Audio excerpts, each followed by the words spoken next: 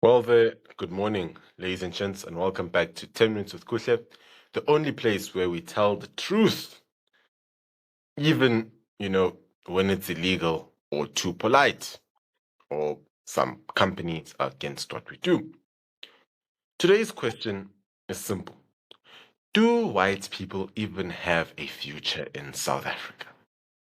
So, ladies and gentlemen, this is going to be a part series that I'll be shooting throughout the next few days, where I'll be touching into these topics about white poverty in South Africa. I know that that's not the correct question to ask, but don't worry, the media is too busy counting corruption, commissions, and canceling uncomfortable truths, as well as uncomfortable conversations, to care about what I'm going to say here. So, ladies and gentlemen, we're told on the loop that white South Africans are still running, well, the economy, the country, the resources, well, as well as that they own everything, control everything, and are living large of apartheid. That's what we are being told, that they're living large of apartheid loot. And yet somehow over 120,000 white South Africans. Now, I repeat, over 120,000 white South Africans are living below the poverty line. According to Stats SA, which is a government institution, and Solidarity Movement estimates, those are the estimations. Some live in squatter camps where there are no toilets, no running water, no social grants, no Sunday Times expose, funny that. But as well as, remember, there are over 80 white squatter camps. Take Sonskyn Hoekie, literally called or translated to Sunshine Corner. There's no sunshine, just mosquitoes, tin shacks, stagnant water, and the smell of policy failure.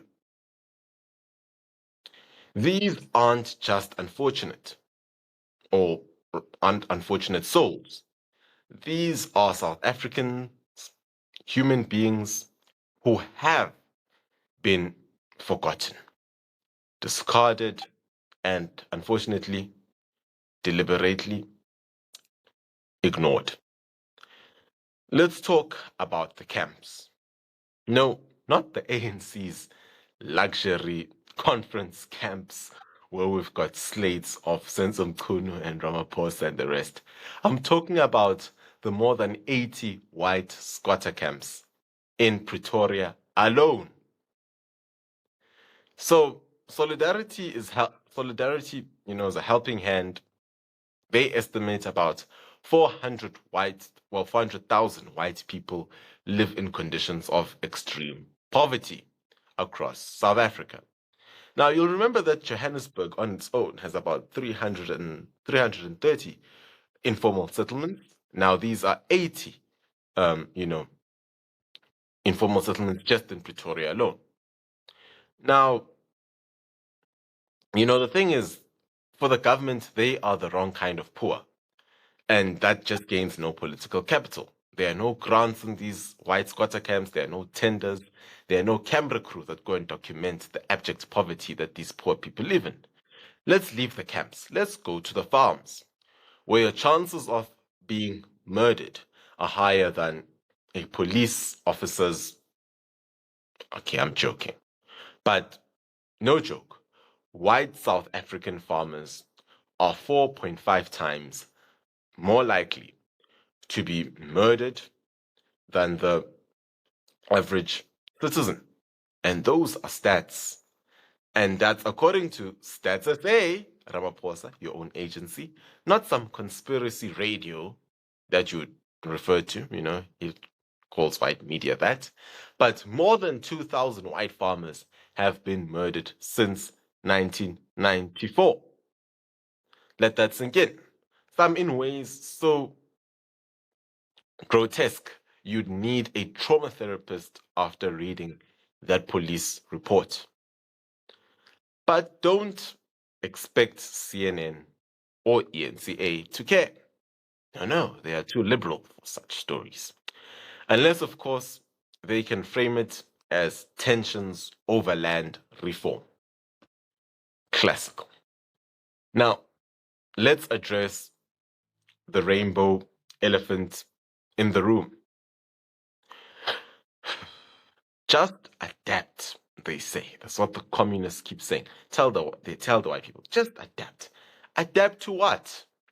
PE quotas that explicitly exclude poor whites from job opportunities. I'm asking.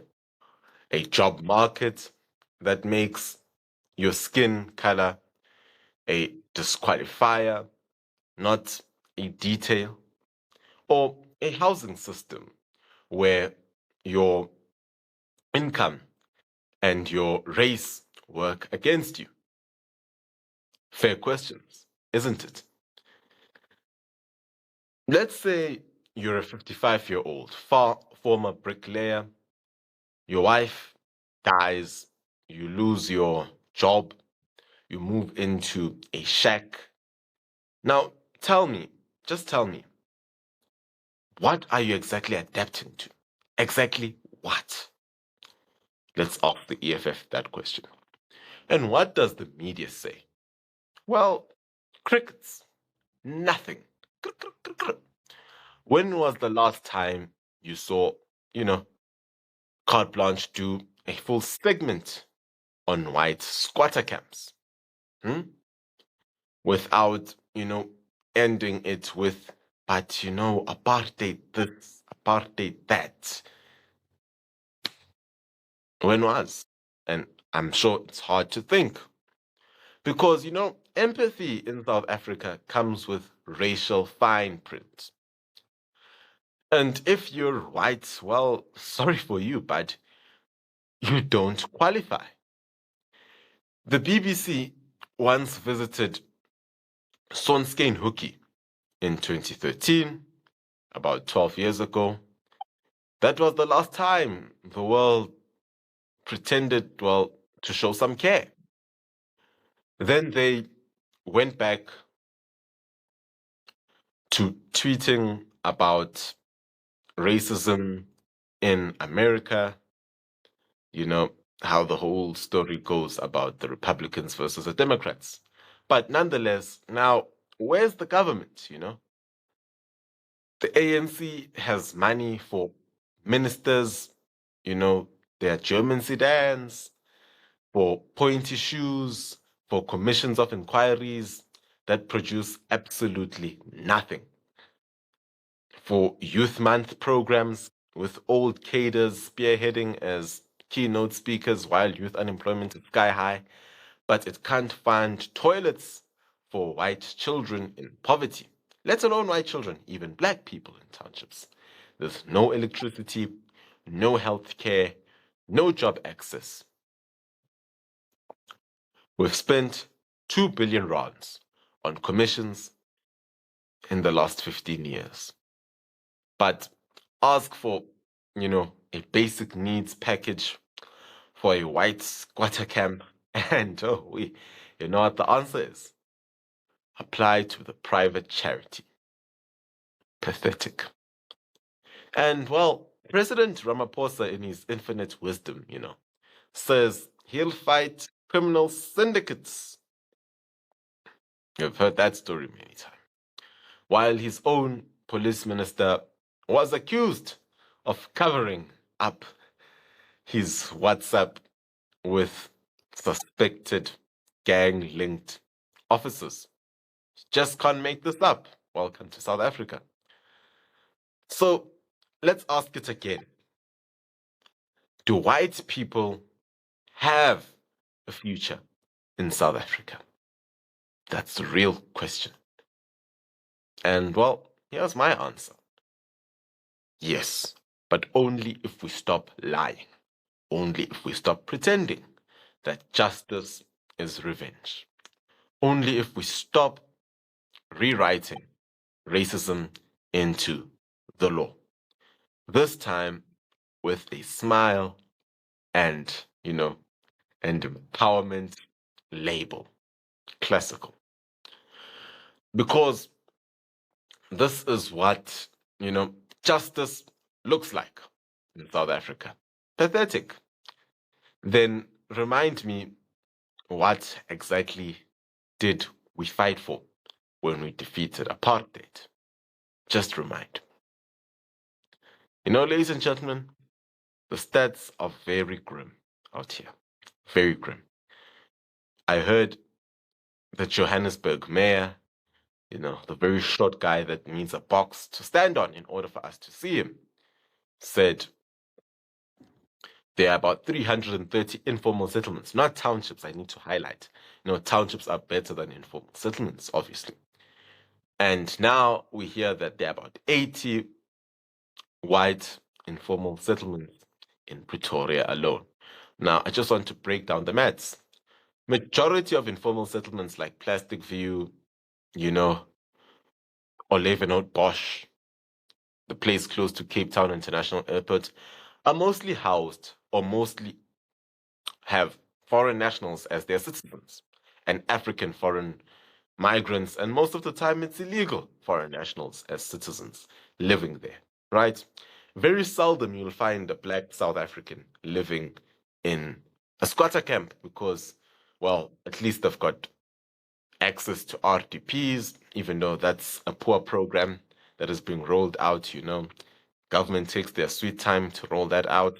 So very seldom you'll find black South Africans in squatter camps. They are oftentimes not the majority in squatter camps because black foreign nationals, you need to understand that, are the majority. But now here's the worrying number. You've got 80 white squatter camps in Pretoria alone, different ones.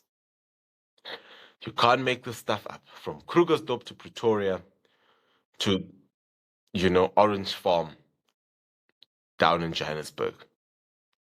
The scene is dire. Ladies and gentlemen, please don't forget to sign up for membership. It's as cheap as 20 Rand. It really helps in keeping the lights on. As well as you can buy me a coffee by sending me a super message in the chat. As well as, ladies and gentlemen, just to say, please do subscribe because only 10% of my viewers are actually subscribed, which is worrying. And like I said, this is a chat that we will be rolling out throughout the week and a bit of next week. And it's going to be different topics regarding white inequality that's happening in South Africa. So please do stay tuned and get the real truth only from here on 10 Minutes with Kuhle. Till next time, bye.